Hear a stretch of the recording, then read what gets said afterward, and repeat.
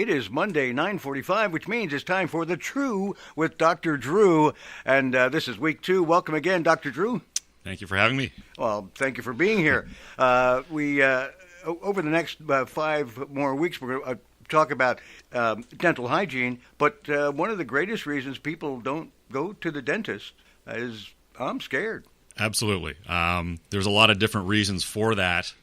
Certainly the most common thing is for people that have had negative experiences when they're kids. Dentistry was very different several decades ago, and I hear stories about kids being held down in the chair, not being frozen, even slapped by their dentist, and that has stuck with them basically for their entire adult life, and often ruined them for dentistry for many, many years. Now, what has changed in, I guess, more modern or contemporary dental practice? Well, I think that there's a sense of compassion that most of us have that frankly we weren't even taught in dental school, but understand that that's really probably a better way to get through the procedures. But also, getting through the procedures with someone is one thing, but trying to train them or want them to come back to maintain oral health for a lifetime is really the goal.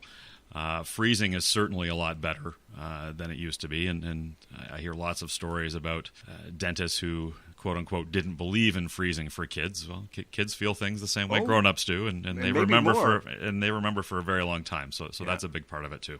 Well, I remember just a number of years ago, for the first time going to see a dentist, and when they had called to confirm the appointment, his staff had said, "Bring music you like." Yes. And I said, "What are you talking about?" They said, "Well, this might be about an hour procedure, and you might like to listen to music that will soothe you." Sure. I had never experienced that. Whatever distraction works for the individual is great. So we have lots of patients who bring in their own headphones and listen while we're working. We have TVs in the rooms that, again, serve as another form of distraction. So anything that works to help take your mind off of what's going on, especially for someone who's really anxious, is a great thing.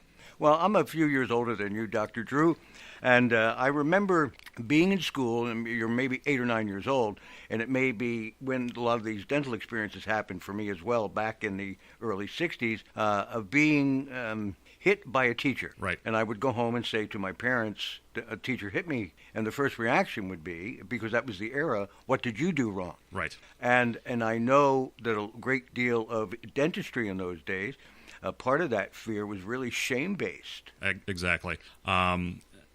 I'll relate a story that we talked about earlier. I had a patient come into the office not too long ago and talk about her experience at another office where certainly she was anxious about being in there. She was embarrassed herself about the condition that her mouth had gotten into, but she had a visit with another dentist, and they brought a child into the room and said, "If you don't take care of your teeth, that's what you're going to look like," pointing to the adult. And clearly that didn't put her in a frame of mind to want to take care of the issue she was dealing with. The truth is, we're supposed to be a place of healing and help. And so when someone comes to see me for help, I think that's what we should be taking care of first. We can certainly go through an education process to help prevent future issues from happening. But first and foremost, we want to be a caring environment to take care of people's problems. Well, it's funny. It was on my mind, and I had written this down over the weekend. It's, I guess, by the time someone comes in to see you and you have assuaged their fear of being there in your office, what's good practice for us each and every day to continue good oral hygiene? Well, certainly when we have patients coming in, it is a partnership. We can take care of the needs on an ongoing basis, every however many months that is that they come in for routine care. But yes, absolutely, taking things from a home care standpoint is important. And so certainly there's brushing technique and flossing and those sorts of things that we've all heard about and sometimes have a hard time fitting into our routine. But there's a lot of other tricks, whether it be a hydroflosser or water picks that help stimulate gum tissue and irrigate things that maybe are a little easier for people to fit into their routine. So there's absolutely a lot of other techniques that can be used to help. Because I remember, as I mentioned this just a little while ago, when I was young, we didn't know anything about floss. Sure. I guess it was maybe the 80s it started to come into fashion, and then absolutely, a daily routine. Right. And, another week I'm hoping to talk in more detail about the relationships between your oral health and your overall health. There's a lot of studies that are showing relationships between gum disease and things like cardiovascular problems, diabetes. And so we're seeing a much bigger picture as to why it's important.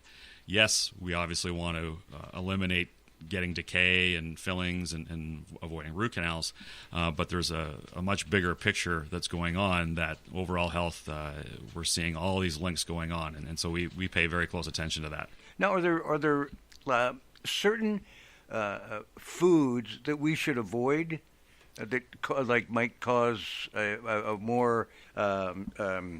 faster breakdown of certain things in our mouths that we could just avoid by not eating? Well, dental decay really is a simple process.